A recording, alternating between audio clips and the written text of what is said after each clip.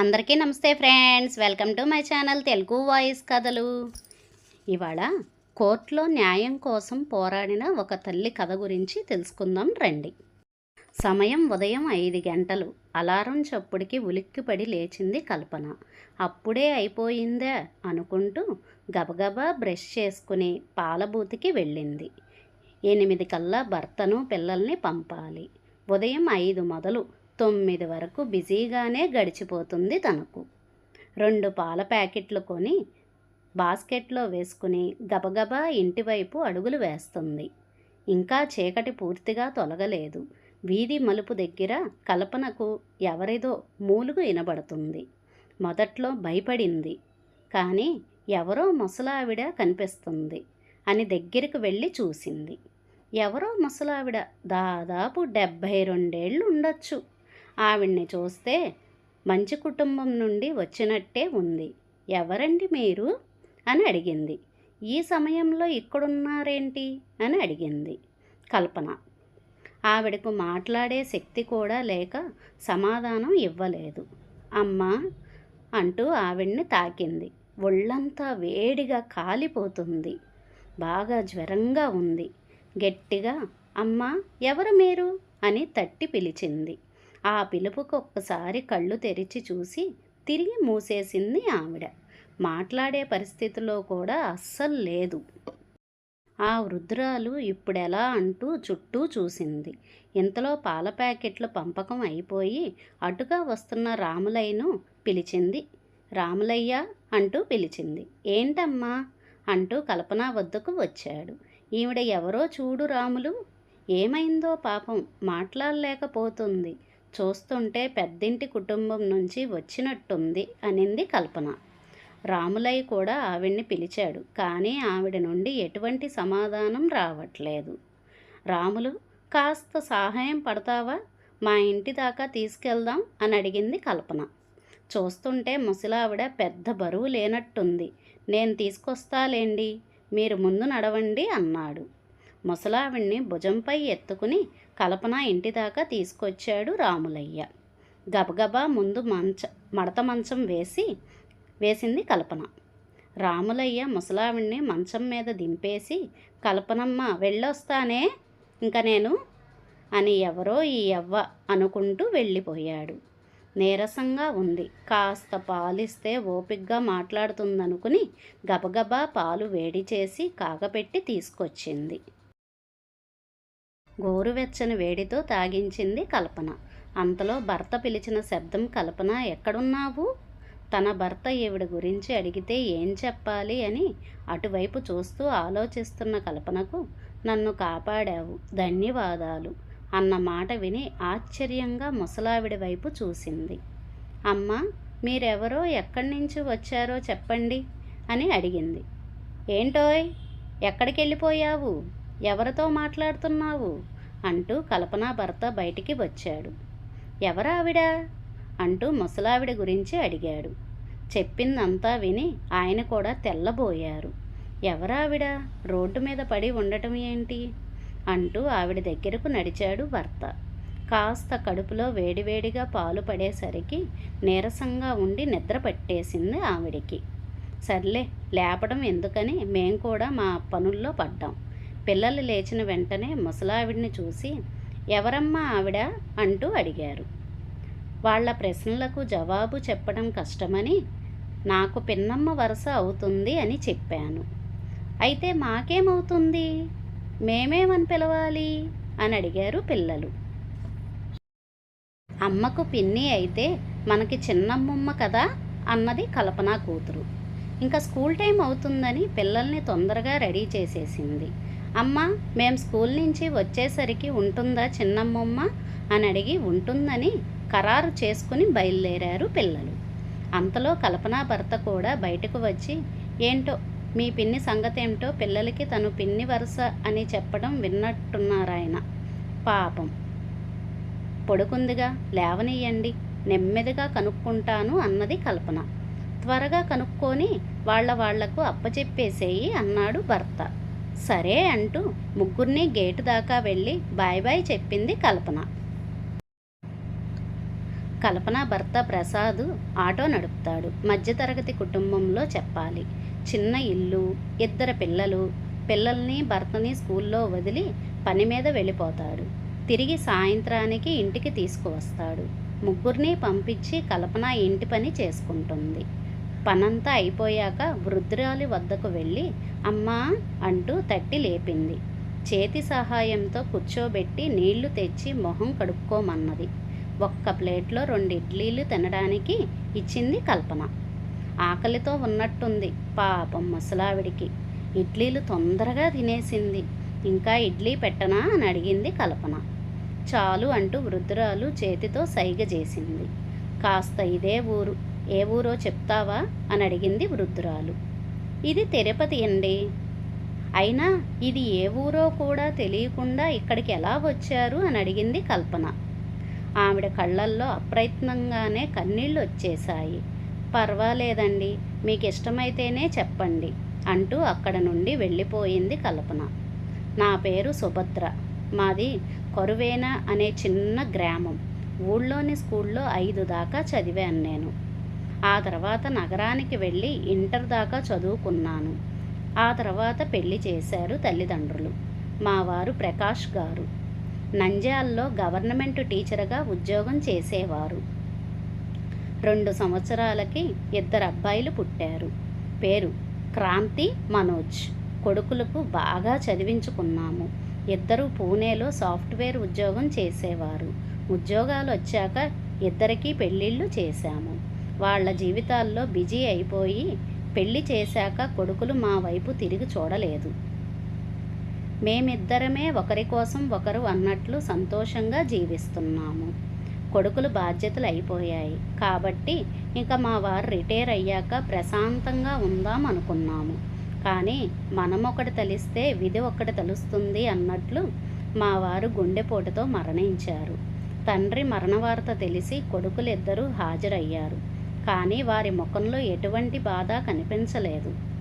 తలకొరివి పెట్టాక భార్యా పిల్లల్ని తీసుకుని తిరిగి వెళ్ళిపోయారు. నన్ను తమతో రమ్మని ఎవరూ అడగలేదు. ఒంటరిగా కాలం గడుపుతున్న నేను నా భర్తని తలుచుకొని బాధపడిన రోజంటూ లేదు. భర్త పింఛన్ నా జీవనోపాధికి మందులకు సరిపోయేవి. రోజులో ఓపిక ఉంటే 2 పూటలా భోజనం వండుకునేదాన్ని, లేదా తినకుండానే నిద్రపోయేదాన్ని. మా వారును మరణించిన 6 నెలల తర్వాత ఒకనాడు పెద్ద కొడుకు క్రాంతి ఉదయం భార్యతో వచ్చి కొడుకుతో పాటు వచ్చాడు. అమ్మా, నాన్నగారు ఇప్పుడు లేరు. నిన్నిలా ఒంటరిగా చూడలేకపోతున్నాను. ఇంకా మేము నీతో కలిసి ఇక్కడే ఉంటాం. నేను పని చేసేది సాఫ్ట్వేర్ కాబట్టి ఇంటి నుండి పని చెయ్యొచ్చు అని అన్నాడు. కొడుకు చెప్పేది నిజమని భావించిన నేను కొడుకును ఆలస్యంగానైనా బుద్ధి వచ్చినందుకు మనసులో దేవుడికి కృతజ్ఞతలు చెప్పుకున్నాను. పెద్ద కొడుకు వచ్చాడని తెలిసి వారం రోజుల్లోనే 2వ కొడుకు మనోజ్ కూడా వచ్చాడు. అమ్మా, నాన్నగారు కలలో కనపడ్డారు. నిన్ను ఒంటరిగా వదిలేశామని తిడుతున్నారు. అందుకే నీ మనవరాలతోటి కోడలతోటి వచ్చేశాను. ఇంక నుండి అందరం కలిసే ఉందాం. కంపెనీ వాళ్ళతో మాట్లాడాను. వాళ్ళు పిలిచినప్పుడు ఆఫీస్కి వెళ్తే సరిపోతుంది. తక్కిన సమయం వర్క్ ఫ్రమ్ హోమ్, ఇంట్లోనే ఉండి ఉద్యోగం చేస్తాను అన్నాడు. 2 కొడుకులు ప్రేమ చూసి కళ్ళల్లో నీళ్ళు ఆగలేదు నాకు. 2 కొడుకులు కోడళ్ళు కలిసిమెలిసి ఉండేవారు. 2 కళ్ళు చాలేవి కాదు వాళ్ళని చూడటానికి. తండ్రి బతికి ఉన్నప్పుడు కొడుకుల్ని ఫోన్ చేసి చాలాసార్లు ఇంటికి పిలిచినా ఎవరూ వచ్చేవారు కాదు. బిజీగా ఉన్నామని, పనులున్నాయని చెప్పేవారు. ఇప్పుడు ఆయన కూడా ఉంటే ఎంత బాగుండేది అనుకున్నాను. కానీ కొడుకు కోడళ్ళు ఎందుకు వచ్చారో పసిగట్టలేకపోయాను. రోజులు గడుస్తున్నాయి. మెల్లగా కోడళ్ళు ఇంటి పెత్తనం చేయటం మొదలుపెట్టారు. కొద్ది రోజుల్లోనే ఇంటిని మొత్తం తమ ఆధీనంలోకి తీసుకున్నారు. ఒకనాడు ఉదయం, అత్తయ్య గారు, ఒక్కరికే ఇంత పెద్ద గది ఎందుకండి అని నన్ను నా సామాన్లు ఇంటి వెనక భాగంలో ఆనుకుని ఉన్న చిన్న గుడిసెలోకి మార్చేశారు. కొడుకులు కోడళ్ళకు ఎదురు చెప్పలేకపోయాను. ఇంట్లో అడుగు పెట్టినచ్చేవారు కాదు. భోజనం ప్లేట్లో తెచ్చి గుడిసె బయట పెట్టేసి వెళ్ళిపోయేవారు. మనవడు మనవరాల్ని నా వైపు పంపించేవారే కాదు. వాతావరణ మార్పు వలన నేను అనారోగ్యానికి గురయ్యాను. కానీ కొడుకులు మరియు కోడళ్ళు చికిత్స కోసం డబ్బు ఖర్చు చేయవలసి వస్తుందని భావించారు. అందుకే చికిత్స చేయించలేదు.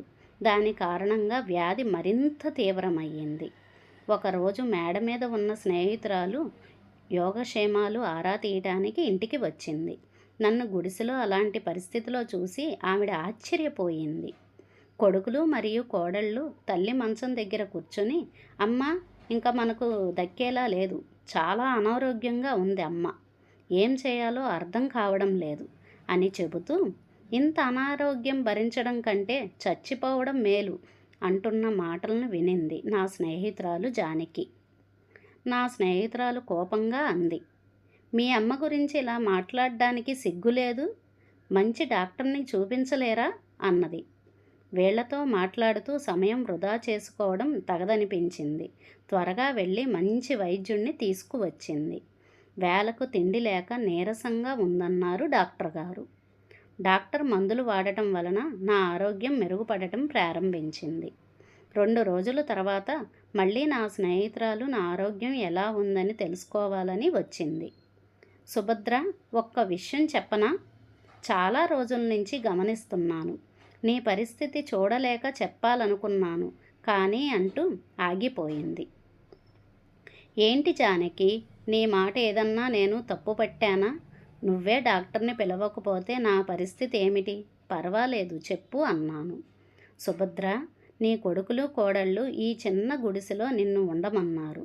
నువ్వేమో ఏమీ మాట్లాడకుండా ఉంటున్నావు. అసలు ఎప్పుడైనా నిన్ను పలకరిస్తారా వాళ్ళు? నీ కోడలైతే పిల్లల్ని కూడా ఇటువైపు కూడా రానివ్వట్లేదు. నిన్ను ఒక పనికిరాని వస్తువుగా చూస్తున్నారు. ఎందుకు నువ్వు నోరు మూసుకుని ఉంటున్నావు అంటూ చెప్పింది. అసలు విషయం ఏమిటంటే, మా వారు మరియు నేను కలిసి రాసిన వీలునామాలో కింద ఉన్న ఇల్లు పెద్ద కొడుకు పేరున, మేడ మీద ఉన్న ఇల్లు చిన్న కొడుకు పేరున రాశాను. అందుకే కోడళ్ళు నన్ను ఇంటి నుండి గెంటేసి ఈ చిన్న గుడిసెలో పెట్టినా నేను మాట్లాడలేదు అన్నాను. అప్పుడు జానకి అన్నది, అసలు ఈ బంధానికి ఏమి పేరు ఇవ్వను? అమ్మా నాన్నల త్యాగాన్ని కొడుకులు మరిచిపోయి తమ తల్లిని పనికిరాని వస్తువుగా భావించి తల్లిని పట్టించుకోకుండా ఒక గుడిసెలో పడేసి తల్లి మరణాన్ని ప్రార్థిస్తున్నాడు. నీ గురించి పట్టించుకోని కొడుకులు కోడళ్ళు గురించి ఆలోచిస్తూ నువ్వెందుకు ఇంత బాధ అనుభవిస్తున్నావు? ఇంకేమి చేయగలనని జానకి, కొడుకుల మీద పగ పెంచుకోగలనా? సుభద్ర, బంధాలు స్వార్థంగా మారినప్పుడు వారి నుంచి ఏమీ ఆశించలేము. తల్లిదండ్రుల ప్రాముఖ్యత పిల్లలకు తెలియనప్పుడు పిల్లలను సన్మార్గంలో నడిపించటం తల్లిదండ్రుల కర్తవ్యం. వారికి వారి స్థాయి చూపించాలి. వారికి వారి స్థాయి ఏంటో అర్థం అయ్యేటట్లు చెయ్యాలి. మనకు వయసు వచ్చింది, ముసలివాళ్ళమయ్యాము, కానీ నిస్సహాయులం, ఆత్మాభిమానం లేని వాళ్ళం కాదు కదా సుభద్ర అని స్నేహితురాలు వెళ్ళిపోయింది. స్నేహితురాలి మాటలు నన్ను తీవ్రంగా ఆలోచింపజేశాయి. నా భర్త ఎప్పుడూ చెప్పేవారు, సుభద్ర, ఎప్పటికైనా కొడుకుల వద్ద చేయి చాచి బతక్కు, గట్టిగా నీ హక్కుల కోసం పోరాడు, అంతేకాని ఆత్మాభిమానం చంపుకుని జీవించకు అని. అవే మాటలు పదే పదే గుర్తుకు వచ్చి మరుసటి రోజు ఇంటి లోపలికి వెళ్ళి హాల్లో కూర్చుని టీవీ పెట్టాను. కొడుకులు, అమ్మా లోపలికి ఎందుకు వచ్చావు? వెళ్ళు నీ గుడిసెలోకి. ఇప్పుడు నీ 2 కొడుకులు కోడళ్ళు వచ్చే వేళ అయ్యింది.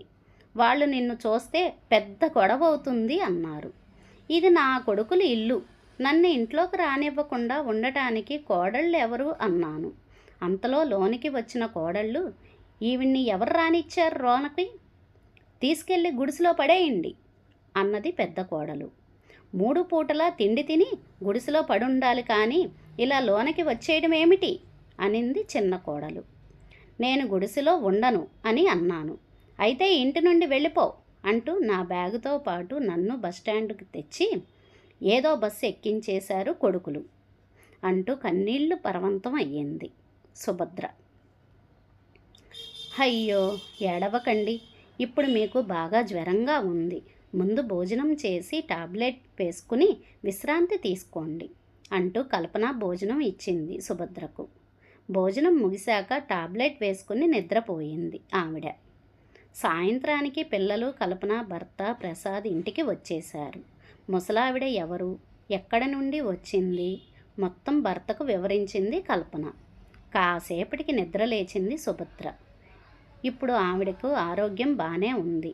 పిల్లలిద్దరినీ దగ్గరగా పిలిచి మాట్లాడింది. ఇద్దరూ సుభద్రని చూసి చిన్నమ్మమ్మ చిన్నమ్మమ్మ అంటూ దగ్గరికి వెళ్ళారు.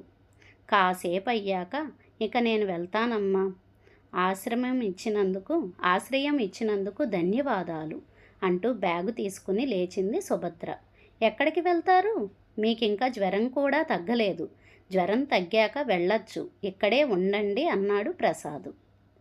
మా ఇల్లు ఇరుకుగానే ఉంది, కొద్దిగా సర్దుకుని ఉండండి. జ్వరం పూర్తిగా తగ్గాక మిమ్మల్ని కొడుకుల వద్దకు పంపుతాను అన్నాడు ప్రసాదు. ఛీ, ఇక మళ్ళీ వాళ్ళ వద్దకు అస్సలు వెళ్ళను.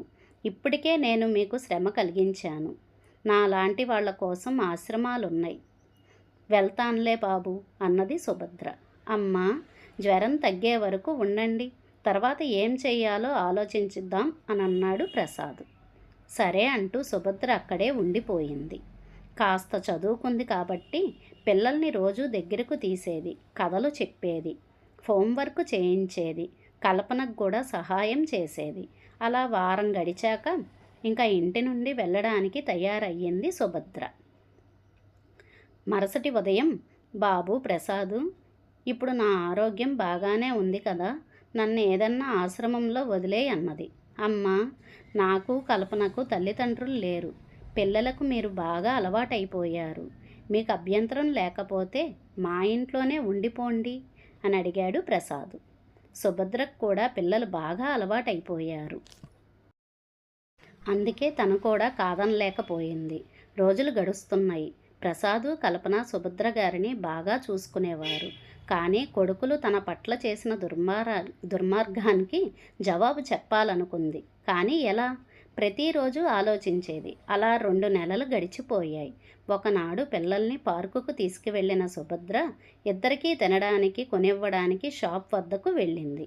అక్కడ ఒక పేపర్లో ప్రకటన చూసి వెంటనే పేపర్ కొని ఇంటికి తీసుకువచ్చింది. ఇంటికి వచ్చిన సుభద్ర అదే పనిగా పేపర్ చూస్తుంటే, ఏంటమ్మా అంతలా చూస్తున్నారు అని అడిగింది కల్పన. తల్లిదండ్రులు, పిల్లల బంధాలు మరియు వృద్ధాశ్రమాల గురించి ఇందులో ఒక ఆర్టికల్ ఉంది, దాని గురించి చదువుతున్నా అంటూ ఒకసారి నీ మొబైల్ ఇవ్వు అని అడిగింది సుభద్ర. సుభద్ర తర్వాత ఒక 3-4 రోజులు ఆ ఆర్టికల్ పరిశీలించి ఒకనాడు ఉదయం ప్రసాద్, నీకు తెలిసిన లాయర్ వద్దకు తీసుకెళ్ళు అని అడిగింది. ఎందుకమ్మా అడిగాడు ప్రసాద్. తను చదివిన ఆర్టికల్ గురించి వివరించి తన ఆలోచన చెప్పింది. సరే, నీ ఇష్టం అమ్మా అంటూ ఇద్దరూ కలిసి ఆటోలో బయలుదేరి వెళ్ళారు. లాయర్ని కలిసి పరిస్థితి వివరించి కొడుకులపై కేసు వేసింది తల్లి. తల్లి వెళ్ళి దాదాపుగా సంవత్సరం అయ్యింది. ఇంకా తిరిగి రాలేదు అనుకుంటున్న కొడుకులకు లాయర్ నోటీస్ అందగానే ఇద్దరికీ భూమి కంపించినట్లయింది. అమ్మా, ఇంకా బతికే ఉందా అనుకున్నారు. స్పెషల్ పిటిషన్ మీద కేసును తొందరగా టేకప్ చేశారు. మరుసటి రోజు కేసు విచారణ ఉంది. సుభద్రతో పాటు కల్పన, ప్రసాదు వచ్చారు కోర్టుకి. కొడుకులు తల్లిని చూసి, ఆస్తి కోసం మమ్మల్ని కోర్టుకు లాగుతావా, డబ్బు కావాలనుకుంటే పడేసేవాళ్ళం కదా అంటూ అవమానకరంగా మాట్లాడారు. కేసు విచారణ ప్రారంభమయ్యింది. కొడుకుల తరపున లాయర్ వాదన మొదలుపెట్టాడు.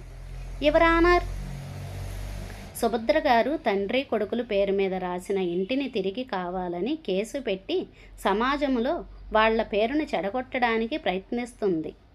తండ్రి రాసిన వీలునామా సంబంధించిన ఆధారాలు పరిశీలించి తీర్పు ఇవ్వవలసిందిగా కోరుచున్నాము అని అన్నారు. సుభద్ర గారి తరపు లాయర్ని తమ వాదన వినిపించమన్నారు జడ్జి గారు.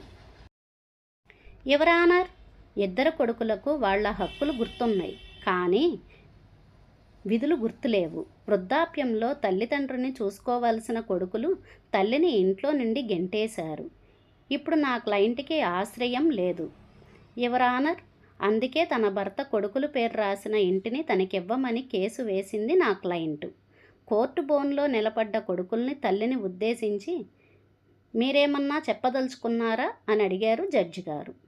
అప్పుడు కోర్టు బోన్లో నిలబడ్డ కొడుకులు, జడ్జి గారు, అమ్మకు ఆశ్రమం ఇచ్చామండి, ఆవిడే ఇంటి నుండి వెళ్ళిపోయిందండి అని అబద్ధాలు చెప్పారు.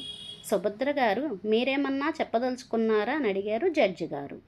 జడ్జి గారు, పుట్టినప్పటి నుండి యుక్త వయసు దాకా తండ్రి తోడు, యుక్త వయసులో అన్నా తమ్ముళ్ళు తోడు, పెళ్ళయ్యాక భర్త తోడు, ఇలా ఆడదాని జీవితం అంతా ఒకరి నీడలోనే గడపవలసి వస్తుంది. చివరి రోజులు ఒంటరి తల్లి బాధ్యతను ఎవరి మీద జడ్జి గారు? నవమాసాలు మోసి కని పెంచిన కొడుకులది కాదా? కానీ నా కన్న కొడుకులు నన్ను ఇంటి వెనక గుడిసెలో పెట్టారు. ఒక లైట్ ఉండదు, ఫ్యాన్ ఉండదు, కనీసం సరిగ్గా వేళకు భోజనం కూడా పెట్టలేదు సార్. అనారోగ్యంగా ఉన్న తల్లి మరణాన్ని కోరుకుంటూ దుర్మార్గులు వీళ్ళు. నిజమే, వీల్నామాలో తండ్రి కొడుకులకు ఇంటిని రాశారు. కానీ ఎవరి మీద నమ్మకంతో రాశారు? వృద్ధాప్యంలో కన్న కొడుకులు తల్లి తండ్రిని చూసుకుంటారనే కదా. కానీ ఇంటి నుండి తరిమేయడానికి నన్ను ఎటువైపు వెళ్తుందో కూడా తెలియని బస్సు ఎక్కించారు. వీళ్ళకు ఆస్తులు కావాలి, బాధ్యతలు నెరవేర్చరు. నాలాగా చాలామంది ఒంటరి తల్లి లేదా తండ్రి అనుభవిస్తున్న బాధ ఇది. మీరిచ్చే తీర్పు అందరికీ కనువిప్పు కావాలని కోరుకుంటున్నాను అంటూ కన్నీళ్లు తుడుచుకుంది సుభద్ర. సుభద్ర మాటలకి అక్కడి వారందరూ కళ్ళు చెమిర్చాయి.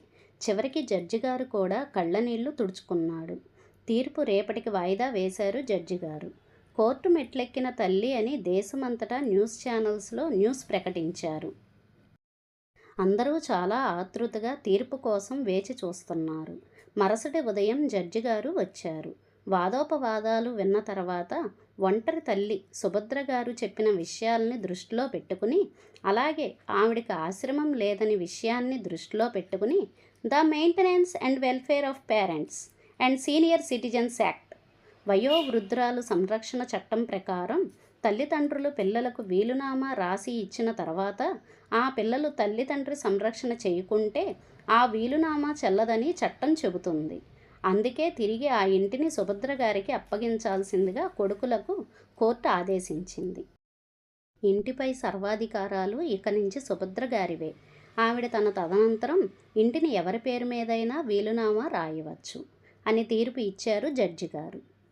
తీర్పు విన్న తర్వాత తల్లికి న్యాయం జరిగిందని కోర్టంతా కరతాళ ధ్వనులు మోగాయి. ఇద్దరు కొడుకులకు ఇంటి నుండి గెంటివేసి తనను కష్టకాలంలో ఆదుకున్న ప్రసాద్ ఫ్యామిలీతో సుభద్ర తన సొంత ఇంట్లో నివసించింది. మా వీడియో కనుక మీకు నచ్చితే కనుక లైక్ చేసి, షేర్ చేసి, సబ్స్క్రైబ్ చేయండి please. Okay friends, thank you for watching.